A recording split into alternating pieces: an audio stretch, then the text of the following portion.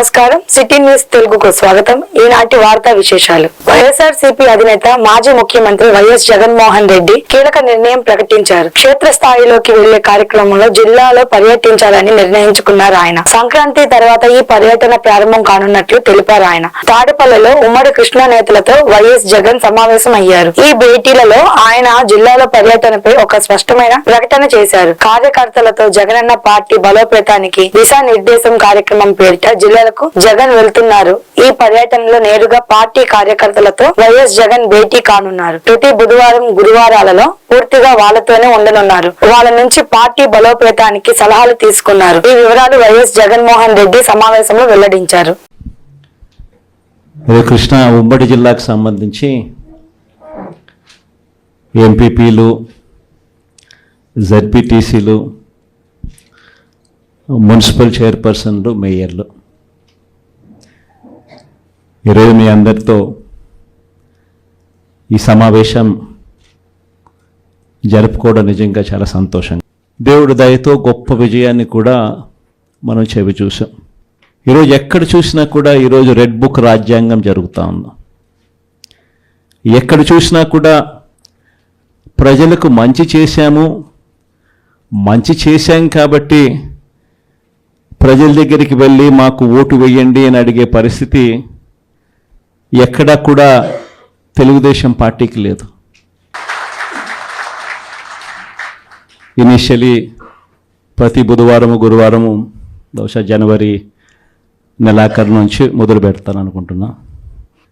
ప్రతి వారం బుధవారం గురువారం నేను కూడా జిల్లాల్లోనే పడుకుంటా. ప్రతి పార్లమెంటు ఒక యూనిట్ కింద తీసుకొని నేనే అక్కడికి వచ్చి నేనే బస చేస్తా. బుధవారం అంతా కార్యకర్తలతో 3 కాన్స్టిట్యున్సీసు, గురువారం అంతా మరో 4 కాన్స్టిట్యున్సీసు కార్యకర్తలతోనే మమేకమయ్యే కార్యక్రమాలు, పూర్తిగా కార్యకర్తలకి కేటాయింపు చేసే కార్యక్రమాలు చేస్తాం. సో అక్కడే ఉంటూ కార్యకర్తలతో మమేకమవుతూ కార్యకర్తలతో తోడుగా ఉండే కార్యక్రమం, కార్యకర్తలకు దగ్గరయ్యే కార్యక్రమం కూడా చేస్తాం. దాంట్లో భాగం కూడా ప్రోగ్రాంలో పేరు కూడా కార్యకర్తలతో జగనన్న పార్టీ బలోపేతానికి దిశానిర్దేశం అనే కార్యక్రమం పేరు కూడా పెట్టి ముందుకు తీసుకొని పోతాం. ఆ ప్రోగ్రాం ఎజెండా, ముఖ్య ఎజెండా ఏమవుతుందనంటే మండల స్థాయి కల్లా కమిటీలు ఆ లోపలనే ఫామ్ చేయమని చెప్పి మా వాళ్ళందరికీ చెప్పా. జిల్లా అధ్యక్షులకి, సెల్స్కి సంబంధించిన అధ్యక్షులను, పార్టీ పటిష్టత కోసం వీళ్ళన్నీ కూడా ఇప్పుడే కమిటీస్ అన్నీ కూడా ఫామ్ అవుతూ ఉన్నాయి. వీళ్ళందరికీ ఇచ్చిన ఆదేశాలు ఏమిటంటే మండల స్థాయి కల్లా నా ప్రోగ్రాం స్టార్ట్ అయ్యే టయానికల్లా మండల స్థాయి కల్లా పూర్తిగా అన్ని కమిటీస్ ఫామ్ చేసేయండి అని చెప్పిన. అంటే జిల్లా స్థాయి, నియోజకవర్గం స్థాయి, మండల స్థాయి.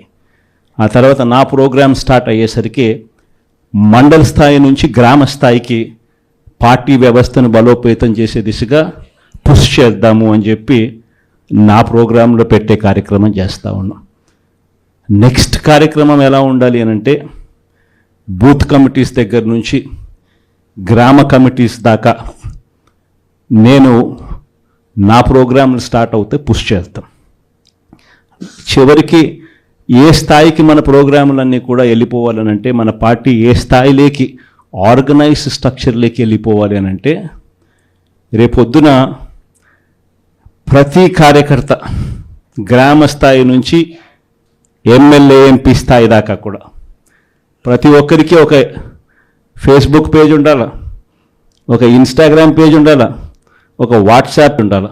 ఆంధ్రప్రదేశ్ రాష్ట్ర టెక్నాలజీ సర్వీసెస్ చైర్మన్ గా మన్నవ మోహన్ కృష్ణ ప్రమాణ స్వీకారం చేశారు. గుంటూరు రింగ్ రోడ్ లోని సిద్ధార్థ గార్డెన్స్ లో అట్టహాసంగా ప్రమాణ స్వీకార కార్యక్రమం నిర్వహించారు. ఈ కార్యక్రమంలో కేంద్ర మంత్రి పెమ్మసాని చంద్రశేఖర్, ఎమ్మెల్యేలు, టీడీపీ నేతలు పాల్గొని మన్నవ మోహన్ కృష్ణను ఘనంగా సత్కరించి శుభాకాంక్షలు తెలియజేశారు. ఈ సందర్భంగా పెమ్మసాని చంద్రశేఖర్ మాట్లాడుతూ టెక్నాలజీ సర్వీసెస్ చైర్మన్ పదవికి మన్నవ మోహన్ కృష్ణ సరైన వ్యక్తి అని చెప్పారు. రాష్ట్రంలో టెక్నాలజీని మరింత విస్తృతం చేసే విధంగా కృషి చేయాలని సూచించారు. అదే విధంగా మన్నవ మోహన్ కృష్ణ మాట్లాడుతూ సీఎం చంద్రబాబు నాయుడు, మంత్రి నారా లోకేష్ అప్పగించిన బాధ్యతలను సమర్థవంతంగా నిర్వహిస్తానని చెప్పారు. కేవలం పదవిగానే కాకుండా బాధ్యతగా నిర్వహిస్తానని చెప్పారు. రాష్ట్రాన్ని టెక్నాలజీ హబ్ గా మార్చేందుకు తన వంతు కృషి చేస్తానని ఆయన స్పష్టం చేశారు.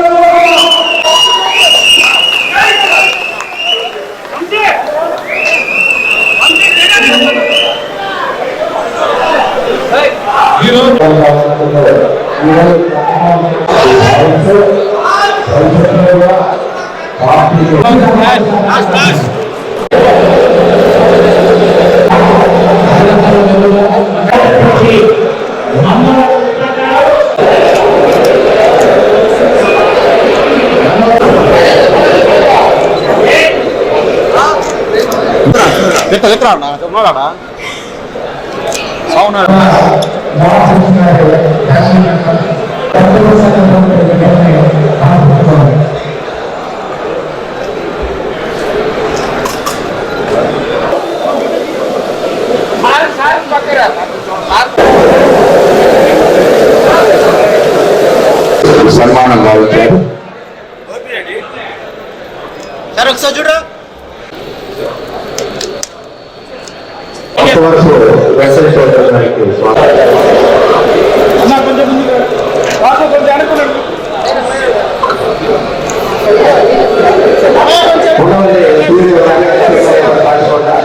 వారిపై సన్మానం గావించారు. కేఆర్ ప్రభాకర్ గారు కూడా ఇద్దరికి అదృష్టం అందించింది.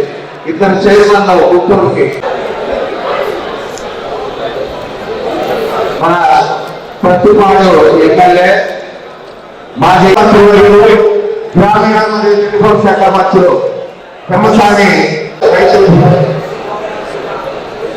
తెలుగు రాష్ట్ర విభాగ నాయకులు రాజశేఖర గారు వారు కూడా కేంద్ర మంత్రి గారు శంకరవాస బ్రిడ్జిని శాంక్షన్ చేయించారు.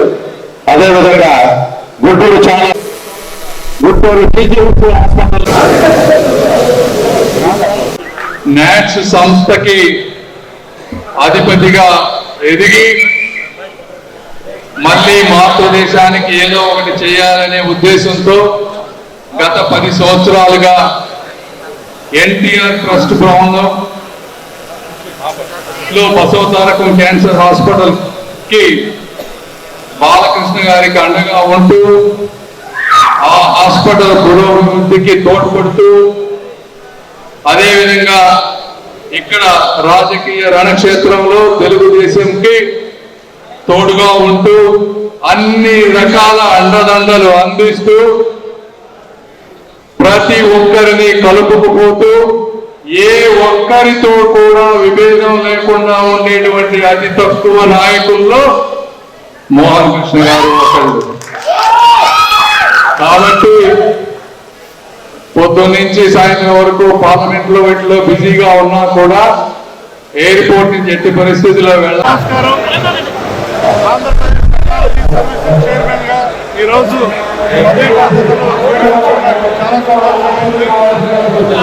పార్టీ పట్ల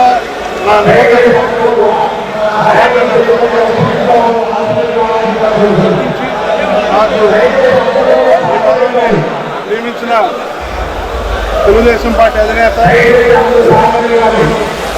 చంద్రబాబు నాయుడు అలానే అలాగే తెలుగుదేశం పార్టీ జాతీయ ప్రధాన కార్యదర్శి ఇన్ఫర్మేషన్ టెక్నాలజీ మంత్రి శ్రీ నారా లోకేష్ గారికి హృదయపూర్వక కృతజ్ఞతలు. ఐటీ అంటేనే భారతదేశంలో గుర్తొచ్చే ముఖ్యమైన పేరు నారా చంద్రబాబు నాయుడు గారు. ఆయన సృష్టించిన సైబరాబాద్ ఎన్నో జీవితాలని మార్చి ఎంతో మందికి ఉపాధి కల్పించింది. ఆనాడు ఐటీ రంగంలో నారా చంద్రబాబు నాయుడు గారు తీసుకొచ్చిన సంస్కరణలు మార్పుల వల్లే నాలాంటి అనేక మంది విదేశాలకు వెళ్ళి అక్కడ రాణించి మాలాంటి వాళ్ళు అనేక మంది ఎంతో మంది మళ్ళీ ఉపాధి కల్పించే స్థాయికి వచ్చినదంతా కూడా నారా చంద్రబాబు నాయుడు గారు వేసిన పునాదే. దుగ్గిరాల మండలంలోని రైతులు దళారులను నమ్మి ఎవరు కూడా తక్కువ ధరకు వరి ధాన్యాన్ని విక్రయించవద్దని మండలం వ్యవసాయ అధికారిని పి శిరీష తెలిపారు. శుక్రవారం ఈమని గ్రామంలో రైతులతో కలిసి మాట్లాడారు. ఈ సందర్భంగా శిరీష రైతులు మాట్లాడారు.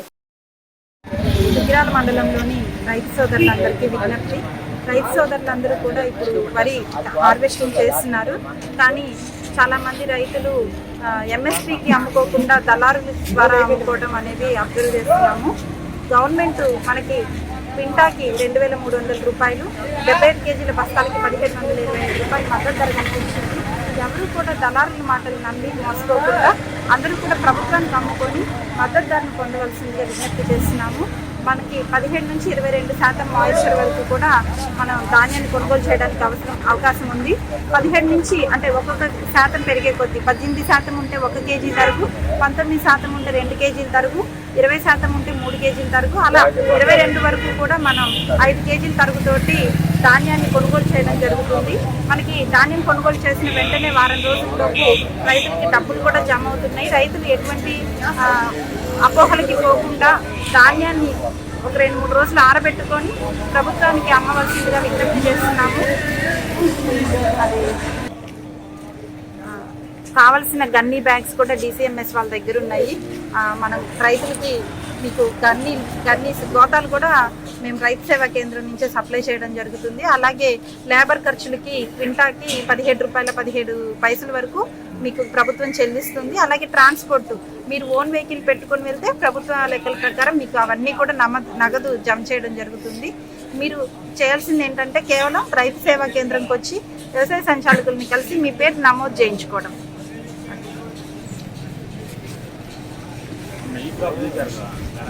అవును, ఈ క్రాప్ ఉండాలి.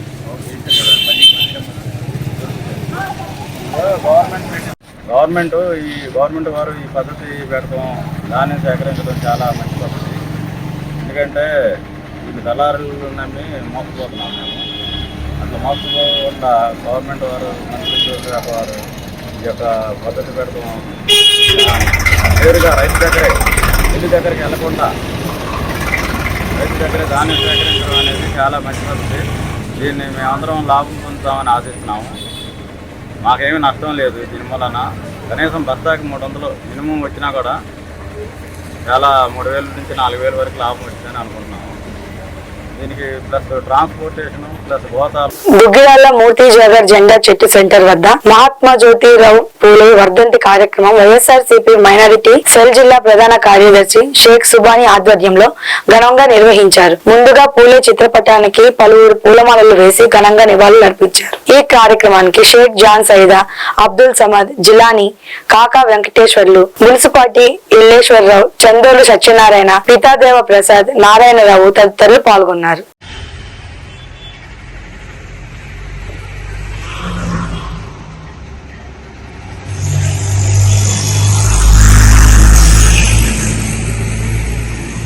జోహార్ జ్యోతిరావు పూలే గారు. జోహార్.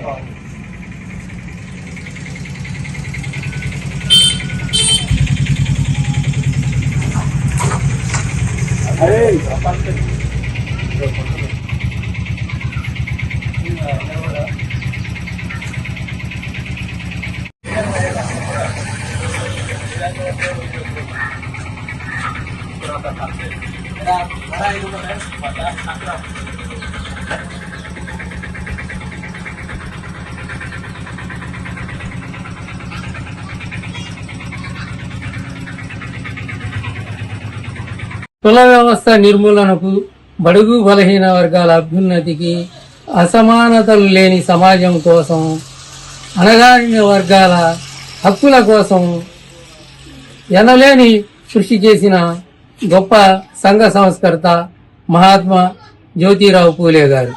ఆయన బడుగు బలహీన వర్గాలతో పాటు మహిళల విద్య కోసం ఎనలేని కృషి చేశారు. ఆనాటి అసమానతల సమాజంలో మహిళలపై జరుగుతున్న సాంఘిక దురాచారాలను అరికట్టాలంటే మహిళల విద్య ద్వారానే సాధ్యమైనని కలిసి వారి భార్య సావిత్రిబాయి పూలేకి చదువు చెప్పి ఆమెను ఉపాధ్యాయులుగా తీర్చిదిద్ది మొట్టమొదటి బాలికా పాఠశాల నిర్మించి స్త్రీ విద్యకు బాటలు వేసిన మహోన్నత వ్యక్తి.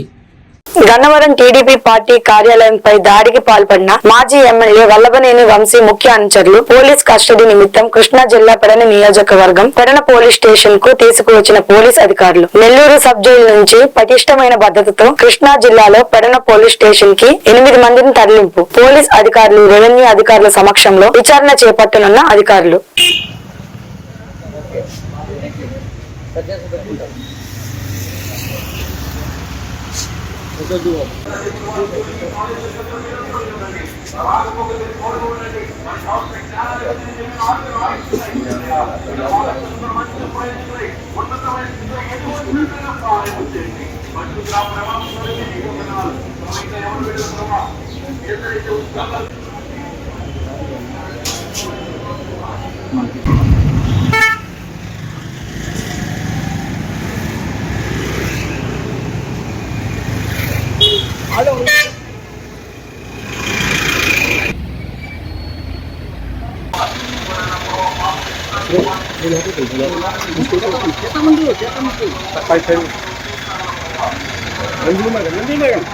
పక్కరండి సార్.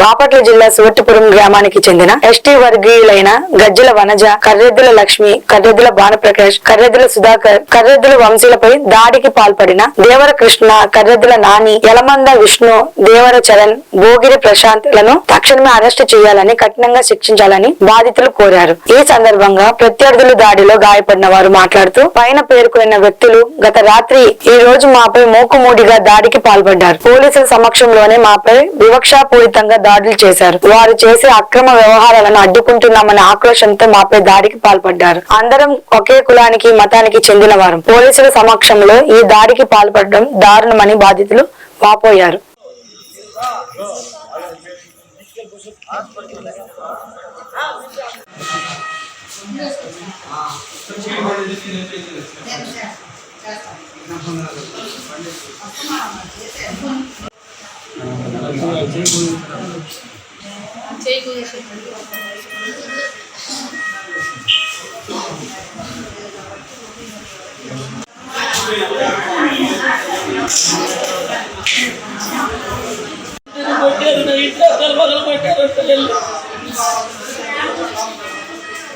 ఆడవాళ్ళు మొబైల్లో ఆగమని అందరు కలిసి వెళ్ళిపోయారట.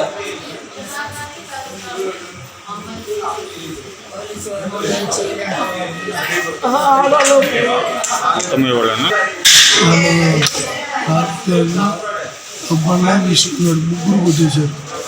కింద పడి సుట్టి కొట్టి తర్వాత ఆడవాళ్ళ పేరు పడి భార్యని విష్ణుగారు కత్తి పెట్టి తరుపుతున్నాడు. బాగా దొరికినాడు. దొరికిన వాళ్ళ అమ్మను పిల్లలు ఎత్తుకుని వెళ్తా ఉంటే ఆటో నుంచి కింద లాగేసి కింద లాగేసి కింద పడేసి కత్తెత్తున్నాడు. అందులో కళ్ళు కొట్టేసి ముగ్గురు వాళ్ళ ముగ్గురు లాగేసి జాన్ పల్గొడారు. నేను కత్తెత్తుకుని తరుముకుని మా దగ్గర. నా పేరు కరిపల్లి లక్ష్మి. ఇంటి మీదకి వచ్చి కత్తులు కటార్లు రాళ్ళు ఎత్తుకొని వచ్చి మరి మమ్మల్ని కొట్టి దేవర అబ్బన్న వాళ్ళ పేరు కృష్ణాను అని కూడా అంటారు. నాని కరెద్దుల నాని అలా విష్ణు గారు, పేరు చరణ్ గారు, ప్రశాంత్ గారు, శిరీష, మరియమ్మ వాళ్ళ ముగ్గురు కొడుకులు మొత్తం వచ్చి మమ్మల్ని గొల్ల కొట్టేశారండి. ఎందుకు కొట్టారమ్మా? ఎందుకు కొట్టారు?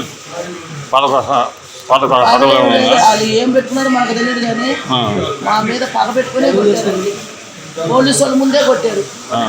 నేను అంగన్వాడి ఆయమ్మని. నేను బడి నుంచి వస్తా ఉన్నా, మా ఇంటికాడికి వచ్చి నిలబడి గొడవ ఆడుతూ ఉన్నారు. ఎందుకు గొడవ ఆడుతున్నారు, ఎవరున్నారు మాట్లాడుతున్నారు అనేటప్పుడు కానిస్టేబుల్ వచ్చి మాట్లాడుతూ ఉన్నారు. గొడవలు పడుతూ ఉంది. ఏదో అయిపోయింది కదా, ఎందుకు గొడవలు ఆడుతున్నారు, పోలీసులు నువ్వు కేసు పెట్టావు, మేము కేసు పెట్టాము, ఏంది అబ్బాయి అని చెప్పి అబ్బన్న ఏంది పనులు కుర్రోళ్ళు తీసుకొని ఎందుకు వచ్చాము మా ఇంటి పనికి అనేటప్పటికి వాళ్ళు బూతు మాటలు మాట్లాడారు. బూతు మాటలు మాట్లాడేటప్పటికి వాళ్ళ పిల్లం వచ్చి జుట్టు పట్టుకొని కొట్టింది. అలా చెల్లెలు వచ్చేమో గొంతుగా పెట్టేసింది. ఆ అబ్బాయి కాడ ఉండే బామాది నానిగాడు ఒకడు,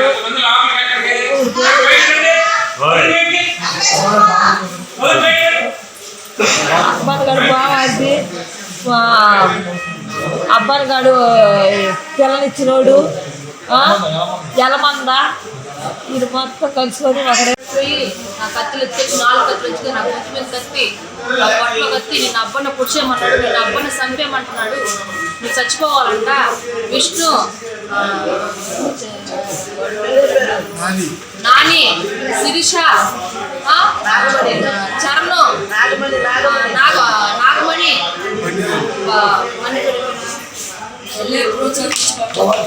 భవానీ, అందరూ నన్ను చంపడానికి వచ్చేసారు. ఇంకా పిచ్చుకొని పోలీస్ స్టేషన్లో పడిపోయాయి వెళ్ళి. వాళ్ళందరూ నన్ను చంపడానికి నిన్న అప్పని చంపేయమంటున్నాడు, వాళ్ళు చచ్చిపోవాలంట.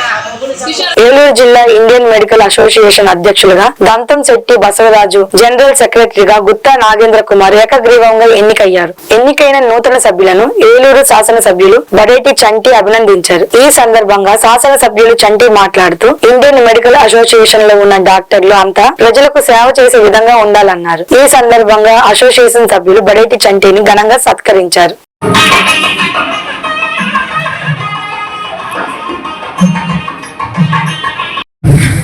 మీ ఐఎంఏ వాళ్ళకి స్థలం ఇచ్చారు అన్నారు, మరి కానీ అది ఇచ్చారు అనేది ఉంది. కామన్ సైట్ వేస్తే ఎప్పటికైనా మీకు ప్రమాదమే. డాక్టర్ గారు కూడా తెలుసు, అప్పుడేదో ఆధార పేదలాగా ఇచ్చేసినట్టున్నారు. డెఫినెట్ గా కామన్ సైట్ కాకుండా మీకు నా పీరియడ్ లో ఏదో స్థలం ఇప్పిస్తాను, మీరు కట్టుకునేది. ఎందుకంటే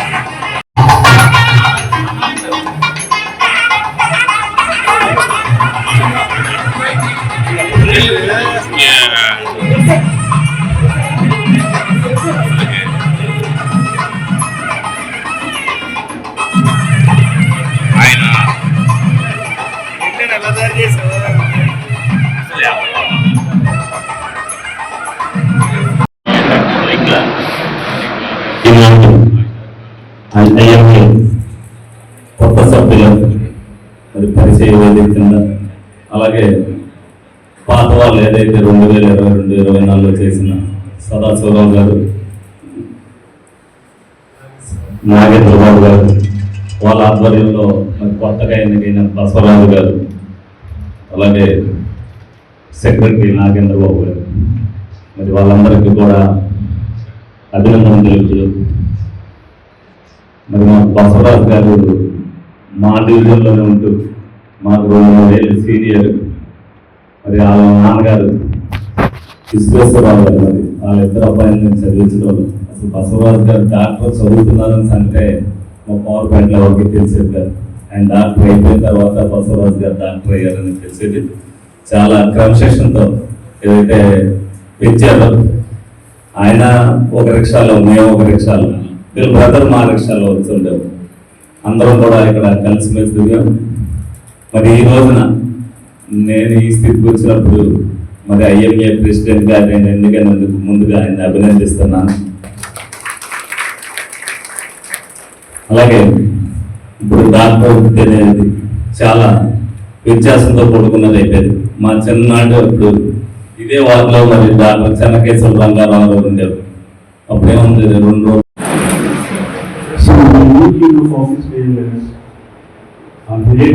డాక్టర్ ఈ బసవరాజు గారు సెక్రటరీ,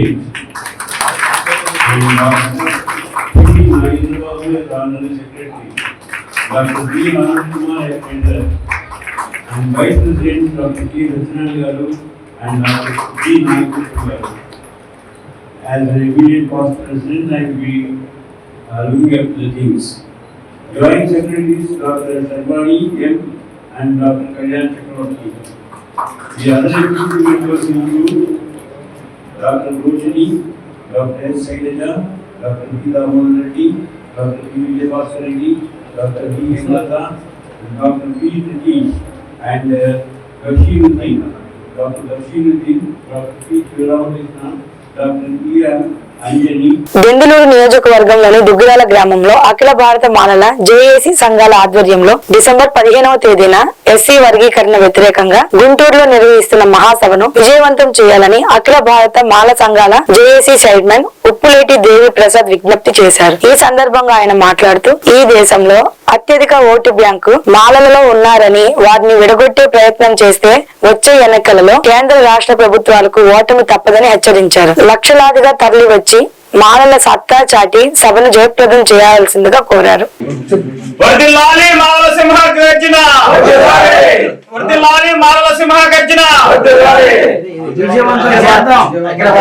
వీళ్ళందరూ కూడా ఇక్కడ సమావేశమై నా ఉద్దేశం ఏంటంటే, ఇటీవల సుప్రీంకోర్టు ఇచ్చినటువంటి జడ్జిమెంటు వర్గీకరణ విషయంలో చేసినటువంటి కొంత తప్పుల విషయమై మేము ఇక్కడ మాట్లాడదలుచుకున్నాం. సుప్రీంకోర్టు హడావుడిగా ఇచ్చినటువంటి జడ్జిమెంట్ అన్నీ కూడా తప్పులు తడక, దీన్ని మేము అంగీకరించడం లేదు.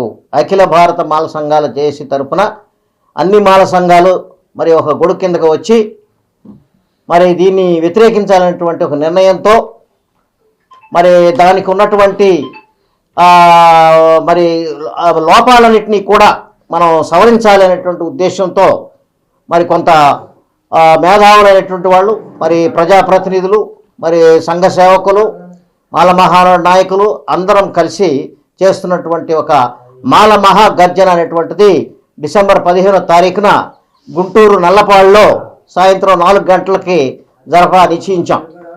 కాబట్టి ఈ సమావేశానికి మరి దానికి సన్నాహకంగా మనం ప్రెస్ మీట్లని పెట్టుకుంటూ వస్తున్నాం. మరి వైశాఖలో పెట్టాం, కాకినాడలో పెట్టాం, ఏలూరులో పెట్టాం, అంతకుముందు మరి తర్వాత చింతలపూడి పెట్టాం, మరి ఇంకా అనేక ప్లేసుల్లో పెట్టుకుంటా, గుంటూరు, మరి ఒంగోలు ఇలా పెట్టుకుంటా వెళ్తున్నాం. దానిలో భాగంగా ఇవాళ ఏలూరు, దెందులూరు నియోజకవర్గంలో ఇక్కడ పెడుతున్నాం. దీని ముఖ్య ఉద్దేశం ఏంటంటే అందరికీ తెలియచేయాలని చెప్పి, మాలా సోదరులందరికీ, అలాగే వర్గీకరణ అంశాన్ని వ్యతిరేకించేటటువంటి ఎస్సీ కులాలన్నిటికీ కూడా మేము చెప్పేది ఒకటే, మీరంతా కూడా సమావేశానికి రండి. ఈ సమావేశంలో మనం తీర్మానాలు చేద్దాం. ఈ సుప్రీంకోర్టు జడ్జిమెంట్ని వ్యతిరేకిద్దాం. ఇది రాజ్యాంగ విరుద్ధం, ఇది చట్ట విరుద్ధం, ఇది సామాజిక విరుద్ధం. ఈ రకమైనటువంటి తీర్పు ద్వారా ఏమి సాధించలేరు మీరు. దళితులను విభజించి పాలించాలనేటువంటి ఉద్దేశంతో చేసినటువంటి దుర్మార్గమైనటువంటి చర్య ఇది. కాబట్టి దీనికి చంద్రబాబు నాయుడు గారికి మేము చెప్తున్నాం, ఈ సుప్రీంకోర్టు జడ్జిమెంట్ని అడ్డం పెట్టుకుని మీరు వర్గీకరణ చేయాలని ముందుకు వెళ్ళవద్దు. మీరు ఏ రకమైనటువంటి చర్య తీసుకున్నా దానికి ప్రతిచర్య ఉంటుంది.